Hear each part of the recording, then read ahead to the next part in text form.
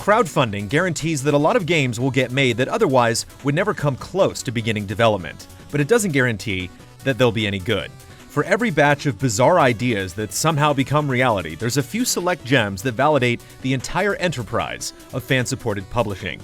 Picking candidates was tricky because some games merely sought funding for a specific part of their game instead of the whole thing, and several eagerly awaited projects have yet to be released. These 10 games are currently available, paid for by passionate followers, and pretty amazing.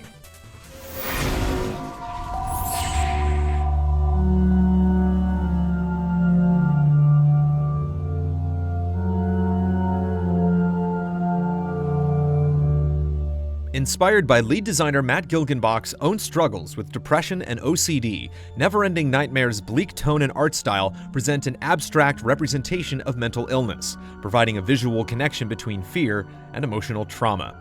It's become important to so many, but the game almost didn't meet its crowdfunding goals. With the help of some last-minute add-on bonuses and a demo playthrough by some YouTuber named PewDiePie, Nightmares was able to earn almost half of its $99,000 goal in its last 3 days of funding.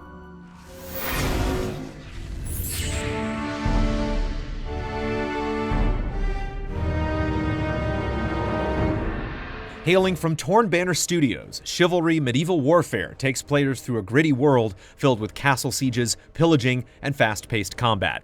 It focuses on melee brawls with swords, axes, spears, and bows, with a heavy emphasis on depth and precision. Adjusting the broad swing of an axe or landing a perfectly timed parry with your sword gives an extremely satisfying feeling of accomplishment that rewards skill. Blood, carnage, and glory await those ready to don their armor. A fantasy multiplayer FPS is a weird sell, which is why it required an army of supporters to see the light of day. But the screaming battle cry emotes are enough to justify the game's existence.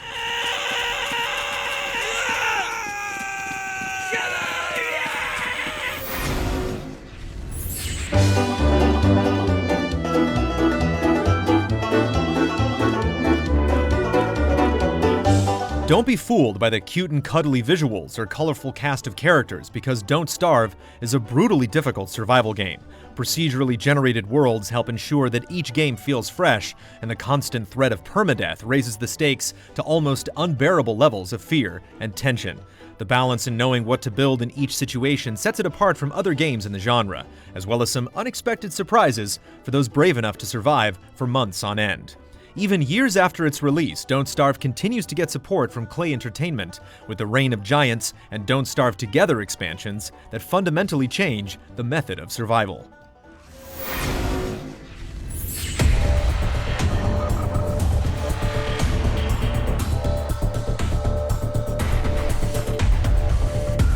In Wasteland 2, it feels like things could go wrong at any minute. Situations like a weapon jamming or running out of water are common.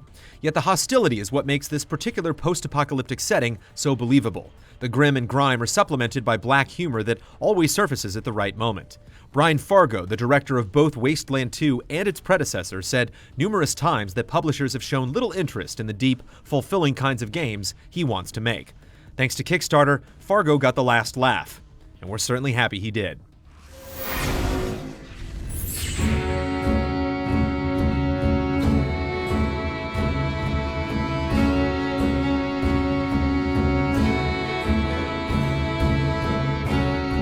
A prime example of a game that's perhaps too niche to get the attention of traditional publishers, the Banner Saga is a mix of Fire Emblem and Oregon Trail. Inspired by Viking culture, the game finds you leading a ragtag group of refugees marching to escape certain death. While managing scarce resources, you have to make key decisions on where to go and who to trust, and the characters you meet on your journey can make a huge difference in battle. With soul-capturing music, a gripping story, and challenging gameplay, the Banner Saga strikes a chord deep within us, and we look forward to the next chapter in this epic tale.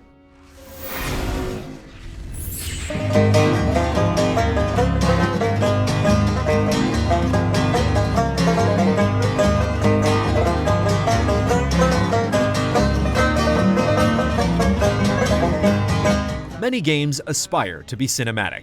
They employ flashy set pieces, cutting-edge graphics, and famous voice talent.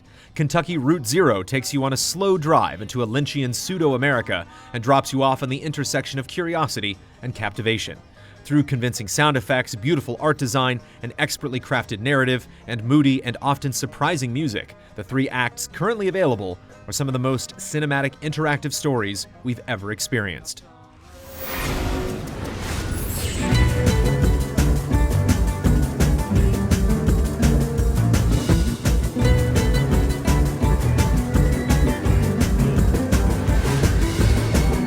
Divinity: Original Sin succeeds because it truly understands its genre. Few RPGs provide such freedom. Combat relies on more than just stats, composition, and positioning. Clever improvisation and smart use of the environment makes a huge difference. More importantly, the story is shaped by the player, and not just through dialogue choices.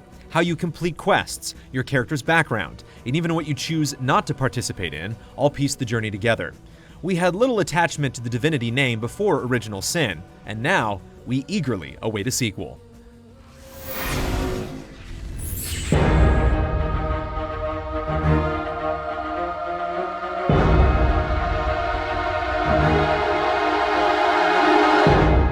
Pillars of Eternity knows exactly what's so magical about classic Infinity Engine games and builds upon their legacy.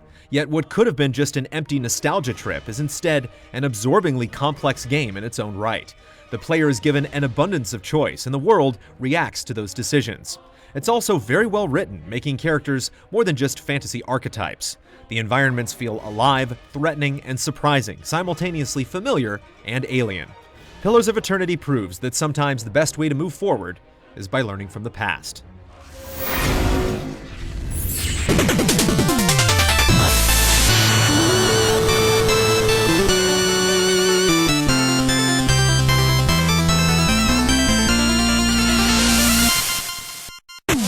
Merging the difficulty of Mega Man with the overworld of Super Mario Bros. 3 and a narrative pull that rivals a Telltale adventure, Shovel Knight came out of nowhere with a classy charm you don't often see in a side-scrolling platformer. Lighting up multiple consoles and handhelds, the heartwarming adventure is all about defying expectations and digging up hidden secrets. Taking out each trash-talking boss is a joy, and each level introduces new enemies with varied attack patterns and a simple yet stunning art style that is continually eye-catching. The quest doesn't overstay its welcome, but finishing it was one of the most rewarding accomplishments we've achieved in the past few years.